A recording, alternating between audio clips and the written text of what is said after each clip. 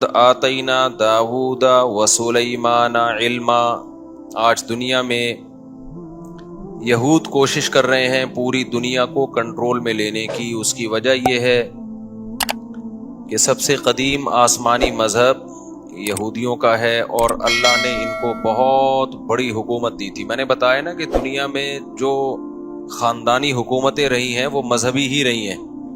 3 مذہبوں نے دنیا میں دادا گیری کی ہے، بدماشی جسے کہتے ہیں، جائز بدماشی۔ ایک یہود نے کی ہے، پوری دنیا کو فتح کیا انہوں نے۔ پھر اللہ نے عیسائیوں کو غلبہ دیا، انہوں نے یہودیوں سے سارے علاقے چھین کے ان پہ حکومت کی۔ پھر اسلام جب دنیا میں آیا تو جو کام پہلے یہودیوں نے کیا تھا پھر ان کے ساتھ عیسائیوں نے کیا، تو پھر عیسائیوں کے ساتھ کس نے کیا؟ مسلمانوں نے۔ اچھا، کمال کی بات یہ ہے کہ مسلمانوں کی یہودیوں سے لڑائیاں نہیں ہوئی ہیں، بہت کم، صرف نبی کے دور میں تو ہوئی، وہ خیبر میں اور بنو قریظہ وغیرہ سے۔ اس کے بعد بڑی لڑائیاں مسلمانوں کی یہودیوں سے کبھی بھی نہیں ہے، سارا ٹاکرا عیسائیوں سے رہا ہے، کیونکہ عیسائیوں نے یہودیوں سے علاقے چھین لیے تھے، یہودی پھر رعایا بن کے رہتے تھے۔ لیکن ان کو اس بات کا غم ہے کہ یہ تو سارا ہمارا حساب کتاب تھا نا۔ تو قرآن میں اللہ نے بتایا ہے کہ تمہارے جو پیغمبر دنیا میں آئے وہ نیک اعمال کی بنیاد پہ اللہ نے ان کو دنیا میں حکومت دی تھی۔ تم نے ان کی معیت میں جہاد کیا، وہ جہاد جس کے پیچھے صحیح موٹیویشن ہوتی ہے، اس میں مجاہدین کو ایک پاور ملتی ہے۔ اور جب جہاد کے پیچھے صرف پیسہ رہ جائے، زمین اور حکومت رہ جائے، تو اس جہاد میں طاقت نہیں رہتی، بلکہ وہ جہاد ہی نہیں رہتا ہے۔ تو اب یہ لوگ کہتے ہیں ہمارے پیغمبر تھے سلیمان علیہ السلام، داؤد علیہ السلام۔ تھوڑا سی تاریخ بتا دیتا ہوں نا، پتہ ہی ہوگا، لیکن نئے لوگ بھی آتے ہیں۔ ابراہیم علیہ السلام سے اصل میں تو تاریخ شروع ہوتی ہے نا، جو پیغمبروں کی جو ہمیں ملتی ہے۔ ویسے تو اس سے پہلے بھی پیغمبر آئے ہیں، لیکن جو دنیا میں زندہ قومیں ہیں ان کی ہسٹری کہاں سے ملتی ہے ہمیں؟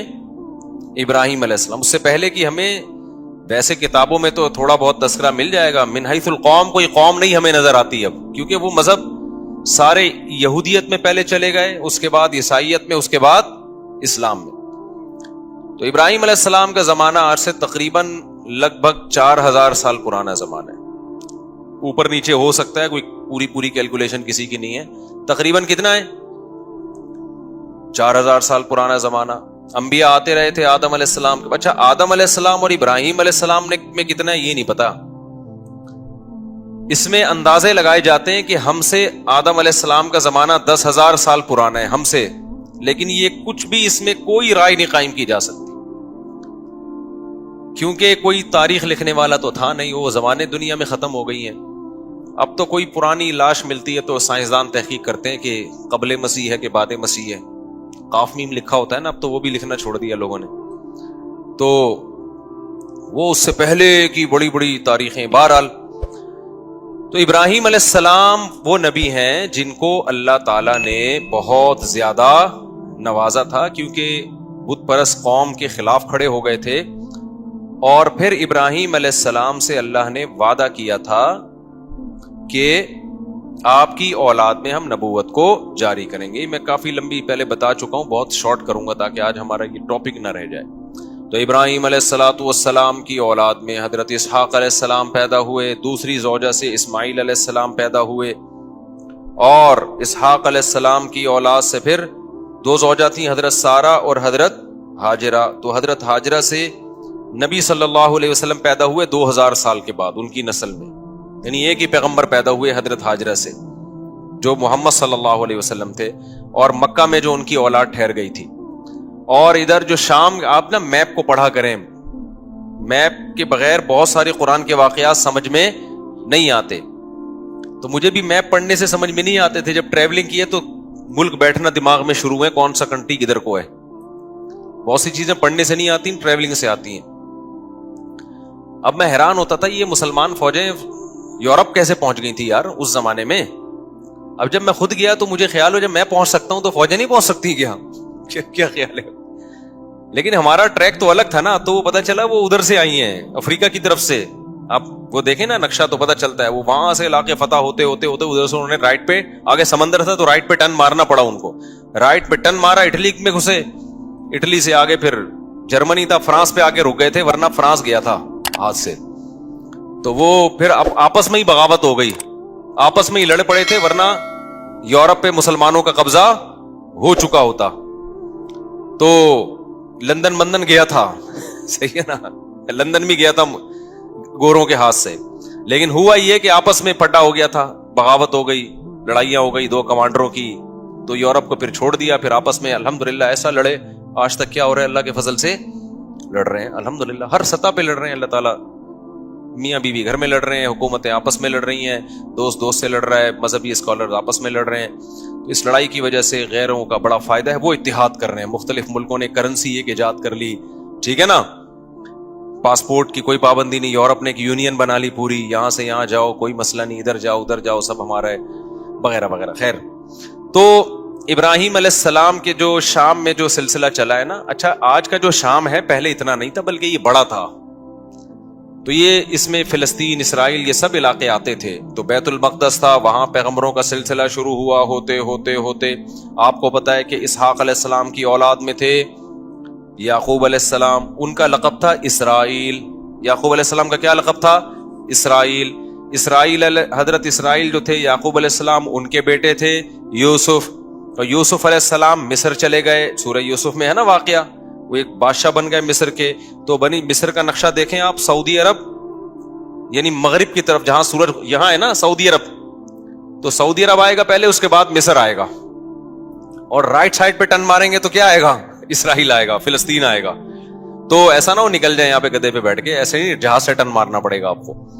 तो मिस्र में जो है ना यूसुफ अलैहिस्सलाम, वहां की हुकूमत उनके हाथ में आई। मिस्र बड़ा जबरदस्त मुल्क था, एक बड़ी तहजीब, मिस्र की तहजीब बहुत पुरानी है और बड़े स्टेबल लोग थे। तो वहां पर यूसुफ अलैहिस्सलाम की हुकूमत कायम हो गई। यूसुफ अलैहिस्सलातु वस्सलाम बहुत अकलियत में थे ना, वो थोड़े से बनी इसराइल आए थे, 90 के करीब उनका खानदान था। याकूब अलैहिस्सलाम ने शादियां बहुत की थी, औलाद उनके बहुत थी। अब ये उन्होंने की थी, अब आप उनसे पूछें। तो याकूब अलैहिस्सलाम की औलाद में बरकत बहुत हुई है। उस गम में भी उन्होंने शादी की है जब यूसुफ अलैहिस्सलाम बिछड़ गए थे, उस दौरान भी उन्होंने निकाह किया है। तो ये उन लोगों के मसले नहीं थे, ये हमारे मसले हैं कि एक्चुअली करके ना, वो कहते भाई गम भी साथ साथ झीलते रहो और शादियां भी होती रहेंगी, बच्चे भी होते रहेंगे, खैहत भी पड़ा, औलाद फिर भी होती रही। समझते हो? तो यहां तक कि जब याकूब अलैहिस्सलाम मिस्र गए हैं ना, जब पता चला बेटा बादशाह बन गया है, तो मौलाना अब्दुल माजिद दरिया आबादी बड़े आलिम गुजरे हिंदुस्तान में, जो दुनियावी उलूम के भी बड़े माहिर थे। उन्होंने अपनी तफसीर में लिखा है, वो खुद याकूब अलैहिस्सलाम की औलाद में भी उन्होंने अपना पूरा नसब भी बयान किया है कि हमारा नसब इतनी पुश्तों में जाके याकूब अलैहिस्सलाम से मिलता है। तो उन्होंने ये लिखा है, जो भी उनकी तहकीक होगी, वो तौरात इंजील के भी बड़े आलिम थे, जो मौलाना अब्दुल माजिद दरिया आबादी है ना, इंग्लिश भी बड़ी अच्छी थी। मौलाना शलवरी थानवी रहमतुल्लाह अलैह से गालिबन बैत भी थे, वो बैत थे, तभी वो जगह जगह शेख और मुर्शिद थानवी का लफ्ज इस्तेमाल करते हैं। तो दुनियावी दीनी दोनों उलूम के बड़े माहिर थे, बड़ी रिसर्च। उन्होंने लिखा है कि 90 अफराद थे याकूब अलैहिस्सलाम की, सिर्फ बेटे, बेटियां, बहुएं, दामाद, ये मिला के टोटल कितने थे? 90। उनके इकलौते सरबराह थे। तो ये 90 अफराद हिजरत करके गए हैं कहां? मिस्र की तरफ। ये सारे बनी इसराइल थे। समझते होगे नहीं समझते? जब ये वहां गए हैं तो अल्लाह ने इनको हुकूमत दी, लेकिन थे मिनॉरिटी में, अकलियत में थे। हुकूमत तो आ गई, मिस्र की खिदमत बहुत की, लोगों में इनकी इज्जत, लेकिन जाहिर है जब आप अकलियत में होते हैं तो आहिस्ता आहिस्ता कमजोर होना शुरू हो जाते हैं। गैर कौमों में हसद होता है कि ये दूसरे मुल्क से आए हुए हम पे क्यों हुकूमत कर रहे हैं, ये उधर से आए हुए लोग। अच्छा, तहजीब इनकी अच्छी थी, मिस्रियों को तो गैर मुस्लिम थे ना, बुत परस्त थे वो, तो बुत परस्तों की उनके मुकाबले में क्या तहजीब होगी? पल्ला किसका भारी था? तहजीब के लिहाज से इनका भारी था, लेकिन अक्सरियत में वो थे। तो फिर ये थोड़ा थोड़ा दीन से दूर होना भी शुरू हो गए। जब दीन से भी दूर हो रहे हैं, आप अकलियत में भी हैं, तो आहिस्ता आहिस्ता दोबारा मिस्रियों का गलबा होना शुरू, और कौम परस्ती का नारा लगाया गया। ये बनी इसराइली हैं, हम किब्ती हैं, ये गैर हैं, ये हालांकि अबे गैर हैं, लेकिन उन्हें तुम्हें बनाया कितना है? तुम्हारे मुल्क को कहत से बचाया इन लोगों ने, तुम्हें तहजीब सिखाई, तुम्हें ईमान दिया ना। ये कौम परस्ती इंतहाई गलीज और बदबूदार नारा है। कुत्ता गली में एक दूसरे कुत्ते को बर्दाश्त नहीं करता, बिल्ली बर्दाश्त कर लेगी। बिल्ली थोड़ी सी गैरतमंद होती है, कुत्ता जो है ना इतना वफादार होके भी है कुत्ता ही वो, اسلام یہ نہیں کہتا کہ یہ اتنا وفادار ہے تو اب اس کو کتا مت کہو. کہنا کیا پڑے گا اس کو؟ کتا ہی کہنا پڑے گا. وجہ اس کی ہے کہ اس میں کچھ بہت بری خصلتیں بھی ہیں. آگے وہ ابھی میں خصلتوں پر بیان پہلے کر چکا ہوں, ابھی میں نہیں جاؤں گا اس کی طرف. تو خیر, اب کیا مسئلہ ہے؟ تو بنی اسرائیل جب یہاں گئے ہیں, آہستہ آہستہ آہستہ حکومت ان کے ہاتھ سے نکلنا شروع, اور گناہوں میں بھی جانا شروع ہو گئے. جائز ہے, جب حکومت میں آتے ہیں تو عیش و عشرت بھی بڑھتا ہے. بالآخر فرعون, اس زمانے میں مصر کا جو بھی بادشاہ اس کو فرعون ہی کہا جاتا تھا, تو وہ والا فرعون جس کا قرآن میں تذکرہ ہے وہ ان پر بالآخر غالب آ گیا, اور وہ ہے ویسے ہی تحریکیں چلنا شروع ہو گئیں جیسے مودی صاحب کی تحریکیں ہیں. یہ اقلیت میں ان کو مارو, ان کو پیٹو, ان کو یوں کرو, ان کو یوں کرو. ہندوستان میں مسلمان بیچاروں کے ساتھ ہو رہا ہے اس وقت.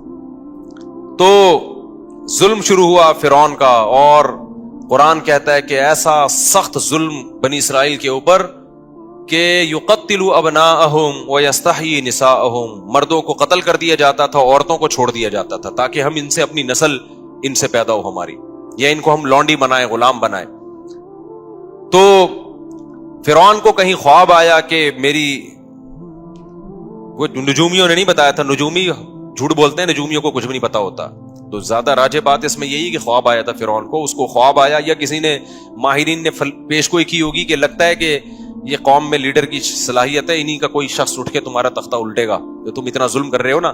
تو فرعون نے کیا کیا, ظلم کم کرنے کے بجائے بڑھا دیا. تو اب قرآن میں اس کا تذکرہ اللہ تعالیٰ نے سورہ قصص میں ذکر کیا ہے, وہ میں انشاءاللہ بعد میں, یہ 21ویں رات سے جو ہے نا, جب دوسرے لوگ بھی آ جائیں, اعتکاف والوں کی تعداد بڑھ جاتی ہے, تو کچھ مضامین ان کے لیے رکھے ہوئے. تو بالآخر موسیٰ کلیم اللہ پیدا ہوئے, اور اللہ نے موسیٰ علیہ السلام کو فرعون کے محل میں بلایا, اور پھر موسیٰ علیہ السلام کو نبوت ملی, اور پھر بالآخر فرعون کو اللہ تعالیٰ نے دریا میں غرق کر دیا, اور فرعونی کیا ہو گئے, ایک بھی بندہ نہیں بچا, سارے ہی مار دیے اللہ تعالیٰ نے, ٹھیک, جتنے بھی تھے. بنی اسرائیل کو نجات ملی, اور قرآن ان کی تعریف کرتا ہے بما صبروا, اس لیے کہ بنی اسرائیل نے موسیٰ کا ساتھ دیا تھا اور صبر کیا تھا انہوں نے. لیکن تھے بہرحال نالائق, صبر بھی کرتے تھے, تکلیفیں بھی دیتے تھے. پھر بنی اسرائیل کو حکم ہوا کہ اب تو تمہارا اصل وطن ہے فلسطین, ارض شام, وہاں تم موسیٰ علیہ السلام کی قیادت میں اب جہاد کرو. یہ تو اللہ نے فرعون کو خود ہی ٹھکانے لگا دیا. اب ہر جگہ اللہ خود سے کام نہیں کرے گا, کچھ تم کو بھی تلوار اٹھا کے کرنا پڑے گا. یہاں تو ویسے بھی ان کے پاس طاقت ہی نہیں تھی, مینورٹی میں تھے نا, کیا لڑتے یہ. تو بنی اسرائیل نے کہہ دیا ہم نہیں جائیں گے, اذهب انت وربک فقاتلا, کیونکہ غلامی میں اتنا عرصہ گزار چکے تھے کہ ذہن کیا بن گیا تھا, غلاموں. آپ اگر غلام بنے رہو نا کچھ دن تک, تو آپ کا دماغ میں مینٹل لیول کیا ہو جاتا ہے. جو لوگ بچوں میں زیادہ رہتے ہیں نا, تھوڑے دنوں میں بچکانہ حرکتیں شروع کر دیتے ہیں. صحبت کا بہت گہرا اثر ہوتا ہے, خوب سمجھ لو. اگر آپ پڑھے لکھے لوگوں میں بیٹھو گے تو آپ کیا بن جاؤ گے, سنجیدہ, سیریس ہو جاؤ گے. آپ اگر ہر وقت مسخروں کے ساتھ بیٹھو گے تو چھچھورے بن جاؤ گے. آپ سنجیدگی آپ میں سے ختم ہو جائے گی. آپ علماء, بزرگوں, صلحاء کے ساتھ بیٹھو گے, اللہ کی محبت آپ کے اندر پیدا ہو جائے گی. دنیا پرستوں میں ہر وقت بیٹھو گے جو ہر وقت مال و دولت کی باتیں کرتے ہیں, اتنی گاڑی, اتنے پیسہ, بحریہ ٹاؤن, فلانا, آپ کی نظر میں دنیا کی ہوس اور لالچ پیدا ہو جائے گی. یہ انسان کی نیچر ہے. تو اچھے لوگوں کے ساتھ بیٹھا کرو. سمجھتے ہو آج ہمارا مرغا مرغی جو ہے نا, ایک دیسی ہے, وہ ہر وقت دہشت گردی.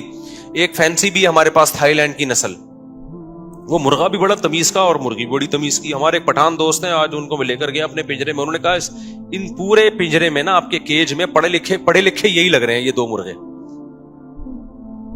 مجھے ان کا تبصرہ بڑا اچھا لگا. انہوں نے کہا یہ جو مرغا مرغی ہے نا, اس پورے پنجرے میں مجھے صرف یہ دو پڑھے لکھے لگ رہے ہیں, باقی سارے ان پڑھ اور جاہل. وجہ اس کی ہے کہ وہ ہر ایک دوسرے کو جب کوئی موقع ملے, وہ کوئی نیا بندہ آئے اس کو چھیڑ رہا ہے. وہ کہا پڑھے لکھے صرف یہ لگ رہے ہیں. میں نے کہا یہ پٹ رہے ہیں سب سے زیادہ یہاں پہ. اچھا خیر, تو میں نے کہا اب یہ پڑھے لکھے ہیں, یہ بھی ان کے ساتھ رہ کے ان پڑھ نہ بن جائیں. تو اب مسئلہ کیا ہے, تو اللہ تعالیٰ نے بنی اسرائیل کو حکم دیا, بنی اسرائیل نے جہاد نہیں کیا. اللہ کو غضب آیا اور موسیٰ علیہ السلام نے بددعا بھی کی, اور اللہ نے کہا یہ زمین ان پر حرام ہے. 40 سال تک وادی تیہ میں اسی طرح سے یہ تڑپتے رہیں گے. 40 سال تک. وہیں موسیٰ علیہ السلام کا انتقال بھی ہو گیا, اور وہ 40 سال تک وادی تیہ میں بہکتے رہے. پھر اس کے بعد نئے پیغمبر آئے, اور پھر اس کے بعد نئے پیغمبر کی معیت میں انہوں نے جہاد کیا. جب انہوں نے جہاد کیا تو قرآن نے اس کا بھی واقعہ اللہ تعالیٰ نے قرآن میں بیان کیا ہے سورہ بقرہ میں. تو جب ان کا جہاد ہوا ہے نا تو ان کی فوج، ان کے جو کمانڈر تھے ان کا نام تھا طالوت. وہ پیغمبر ہی نے ان کو بنایا تھا کمانڈر، وقت کے نبی نے، لیکن وہ غریب تھے. بنی اسرائیل نے اس پہ بھی اعتراض کیا، غریب آدمی ہمارا امیر کیوں بن رہا ہے؟ تو ان کو بتایا گیا بھائی اس کے پاس نالج زیادہ ہے اور صحت اچھی ہے. کمانڈر کے لیے پیسہ ہونا ضروری نہیں ہے، نالج، جنگ لڑنے کا تجربہ زیادہ ہو. دیکھو اللہ تعالیٰ دنیا کو اسباب سے چلاتے ہیں. علماء نے بیان کیا ہے جنگ کے کمانڈر بنانے کے لیے یا ملک کا صدر وزیر اعظم بنانے کے لیے 2 بندے ہیں آپ کے پاس. ایک بہت نیک ہے، نالج اور تجربہ نہیں ہے اور اس کو پتا نہیں ہے کیا کرنا ہے، اور ایک برا ہے لیکن اس کے پاس ایکسپیرینس ہے، صلاحیت ہے. تو برے کو بنایا جائے گا، نیک کو نہیں بنایا جائے گا. بات نہیں آ رہی سمجھ میں؟ جب میں یہ بات لوگوں کو بتاتا ہوں لوگ کہتے ہیں یار یہ کیا بات ہے، تقوی کی تو بڑی اہمیت ہے. میں ان سے کہتا ہوں مجھے ایک بات بتاؤ، آپ جب گھر میں ڈرائیور رکھتے ہو گاڑی چلوانے کے لیے، ایک بندہ ہے تہجد گزار ہے، تبلیغ سے حضرت جیسے 4 مہینے لگا رہے ہیں ماشاءاللہ، کتنے وقت کے لیے نکلے ہوئے ہیں حضرت آپ؟ سالانہ چلہ، ماشاءاللہ ماشاءاللہ. تو وہ بھی سالانہ چلے کے لیے نکلا ہوا تھا، ابھی تازہ چلہ لگا کر آئے، لیکن وہ گاڑی چلانی نہیں آتی. دوسرا گٹکا بھی کھاتا ہے، پان بھی کھاتا ہے، چرس بھی پیتا ہے، لیکن گاڑی چلانا اس کو آتی ہے. تیسرا کوئی آپشن آپ کے پاس نہیں ہے، تو ڈرائیور کس کو بناؤ گے آپ؟ نیک کو تھوڑی بناؤ گے. بولا کہ بھائی تو بہت نیک ہے لیکن جو کام تجھے دیا جا رہا ہے تجھ میں اس کی صلاحیت نہیں ہے. ہاں نیک ہونا، دونوں ڈرائیور اگر ڈرائیور ہیں پھر جو نیک ہے اس کو ترجیح دی جائے گی. پھر دیکھا جائے گا یار اس کا 4 مہینے لگے ہوئے، اس کے نہیں لگے، تو میں کم از کم اگر کسی کو ڈرائیور رکھوں گا تو میں 4 مہینے والے کو ترجیح دوں گا. یار یہ ڈرائیور بھی ہے اور نیک بھی لگ رہا ہے، یہ ذکر اذکار کرے گا فارغ وقت میں، گانے نہیں سنے گا گاڑی میں بیٹھ کے، چرس نہیں پیے گا. سمجھتے ہو کہ نہیں سمجھتے؟ تو ہمیشہ کام اس کے سپرد کیا جاتا ہے جو کام کا اہل ہو.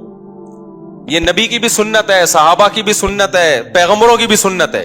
تو پیغمبر نے طالوت کو امیر بنا دیا اور کہا کہ اللہ کے حکم پہ بنا رہا ہوں. لوگوں نے کہا یہ تو پیسے ہی نہیں ہے ان کے پاس، غریب آدمی. تو پیغمبر نے کہا اس کی غربت کو مت دیکھو، اس کی صحت بھی ہے. لڑائی کے لیے کیا چاہیے؟ صحت چاہیے. کمانڈر ہونے کے لیے جگرا چاہیے، صحت، کانفیڈنس، دل مضبوط. اور دوسرا علم ہے، اس کے پاس نالج ہے، نقشوں کا پتہ ہے، کدھر سے جانا ہے، کدھر سے ٹن مارنا ہے، دشمن کے حملے کیا ہوتے ہیں، ان کی چالوں کو سمجھتا ہے یہ. لہذا یہ طالوت کیا بنے گا؟ یہ تمہارا کمانڈر بنے گا.